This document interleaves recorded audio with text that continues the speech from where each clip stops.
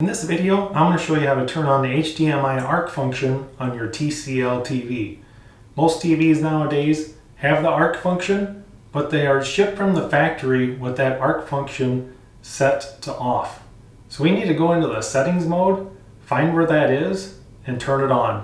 So when you get home, you hook up your brand new TV, connect your HDMI cable, plug in your DVD player, hook up your receiver, and you don't get any sound out of your streaming device. Well, by the end of this video, we're going to change that and have sound coming out of your speakers. Now, one very important element, you have to have a high-speed HDMI cable. It may say E on it, it may say ARC on it, but if it's made after 2012, the majority of those already have the high-speed HDMI built into them. If you don't know, you're going to have to go out and buy one, or I'll put a link in the description below on the HDMI cables I use off Amazon. But the cable must be a high-speed HDMI cable with the ARC capability. If you know you have that for sure, we're going to get into the settings mode and get the ARC turned on. So here on the home screen, you're going to scroll all the way down to the bottom on settings, and then click the right arrow button. Network is going to be at the top. Now, depending on maybe your TV is brand new or maybe it's 6 months old, these settings might be in a little bit different order. But we're going to scroll down here to audio, right arrow button over to speakers, and you're going to want to make sure that your TV speakers are off. Now, these settings are for you're playing through an audio video receiver with like surround sound speakers. So if we come back over here to the speaker side, we're going to go down to the digital audio format. Scroll over to the right, and you're going to want to make sure that pass-through is checked. Now, with pass-through checked, that means all the audio formats are going to be detected by the HDMI 3 ARC function. So now we can go back to home,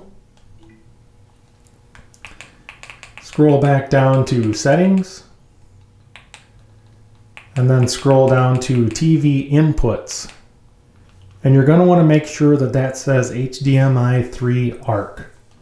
Now, if you look down here, these are the inputs that I'm not using. HDMI 1, 2, and the audio video. I'm not using any of those. So if you look like there, you'll see inputs being used, HDMI 3 ARC. So you want to make sure that your HDMI cable is plugged into the HDMI 3 port on the back of the TV. Now, for some reason you don't have that feature over here on your names of selections.